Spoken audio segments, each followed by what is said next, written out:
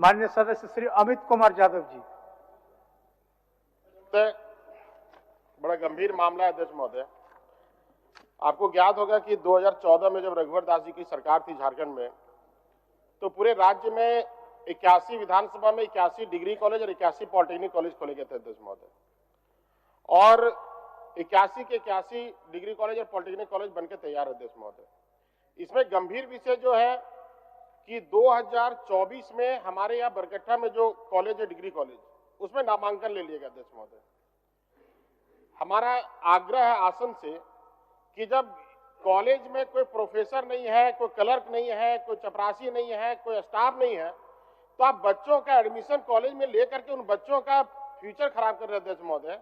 या तो अगर आपके पास क्षमता नहीं था तो आपको एडमिशन नहीं लेना चाहिए था, और अगर आपने एडमिशन लिया तो वहां पे लेक्चरल देना चाहिए था अध्यक्ष महोदय। आज के दिन में जो भी बच्चे वहां पे एडमिशन लिए, एक दिन भी कॉलेज नहीं जा पाए अध्यक्ष महोदय। इतना गंभीर मामला है। इसमें अध्यक्ष महोदय सरकार का जवाब आया है कि वहां पे प्रिंसिपल की बहाली कर दी गई, प्रिंसिपल क्लास ले रहा है। अध्यक्ष महोदय आप बताइए, प्रैक्टिकल जीवन में आप बताइए अध्यक्ष महोदय कि एक प्रिंसिपल अगर बहाली कहीं पे ले लिया हो गया कॉलेज में, डिग्री कॉलेज में, तो एक डिग्री कॉलेज एक प्रिंसिपल के माध्यम से पढ़ा भी सकता है और सरकारी कार्यक्रम, कागज पत्तर, एडमिनिस्ट्रेशन, झाड़ू पोछा, बाथरूम, लैट्रिन सब साफ कर सकता है। वो सिर्फ एक प्रिंसिपल कर सकता है। हम लोग उत्तर ले लेते हैं, ले लीजिए माननीय मंत्री जी। घंटी आधारित कभी हो कुछ नहीं है। माननीय अध्यक्ष महोदय, माननीय विधायक बरकट्ठा बड़े नाटकीय अंदाज में चीजों की प्रस्तुति करने में बहुत माहिर है। बड़ा नाटकीय अंदाज में प्रस्तुति करते हैं, लगता है जैसे रंगमंच पर नाटक का मंचन हो रहा हो। मान्यवर, होता क्या है, बहाली की प्रक्रिया इस राज्य में कैसे होती है वह इस सदन ने देखा है, इस सभा सौध ने देखा है, और यह भी देखा है कि हर मिनट में सीबीआई जांच और कोर्ट तक जाने की धमकी देने वाले इस प्रतिपक्ष ने इस राज्य की बेहतरी के लिए कहां कहां रोड़े अटकाए हैं, उसका भी गवाह यह सदन रहा है।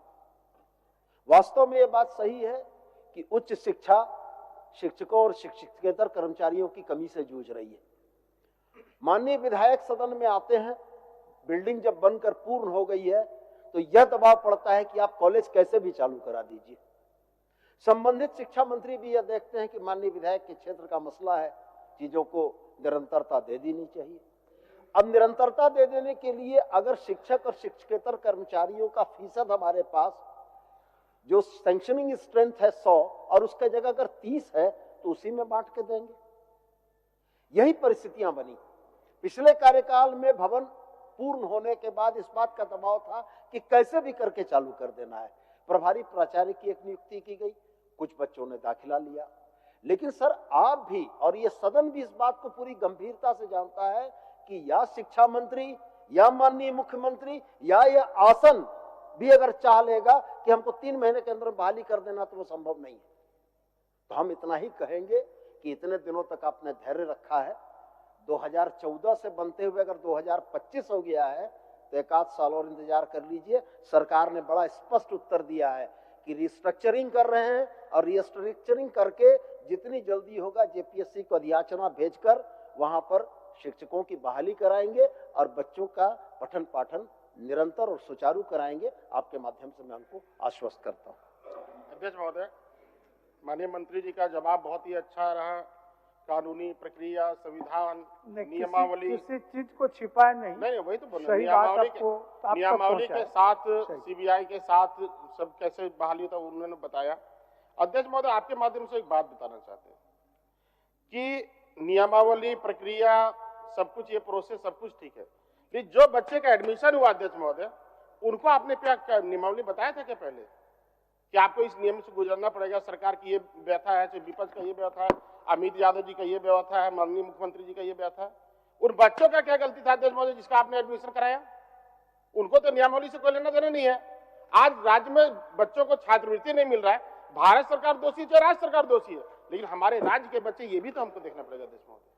आज जिसका एडमिशन लिया गया वो हमारे राज्य के बच्चे हैं, उसका पठन पाठन कैसे हो, ये सरकार का जिम्मेवारी, चाहे पक्ष हो चाहे विपक्ष हो, ये हम सभी की जिम्मेवारी है अध्यक्ष महोदय। माननीय अध्यक्ष महोदय, बड़ी जायज चिंता माननीय बरकट्ठा विधायक ने की है। कोई मैंने तत्कालीन तो स्पष्ट व्यवस्था कहा, अगर हो। सरकार के उत्तर ने यह स्पष्ट किया है कि प्रभारी प्राचार्य की नियुक्ति की गई। मैं उनकी बात से सहमत हूं कि गुणवत्तापूर्ण शिक्षा नहीं मिल पा रही होगी, क्योंकि अगर शिक्षक और शिक्षकेतर कर्मचारी अपेक्षित संख्या में न हो तो शिक्षा प्रभावित होती है।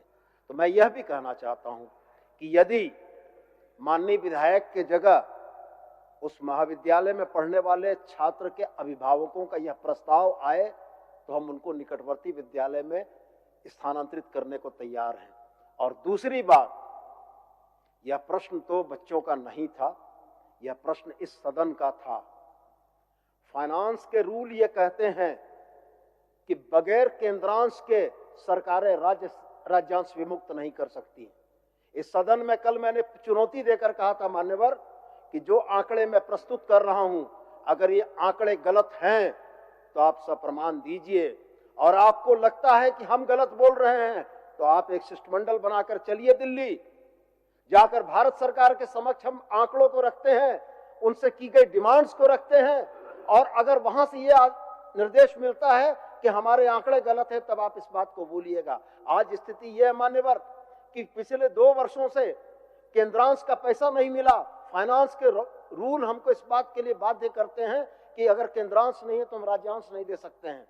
इस बात को कहेंगे ये, तो मैं सिर्फ इतना ही कहना चाहूंगा कि निश्चित रूप से समस्याएं हैं। ये राज्य जितना मेरा है उतना ही आपका भी है।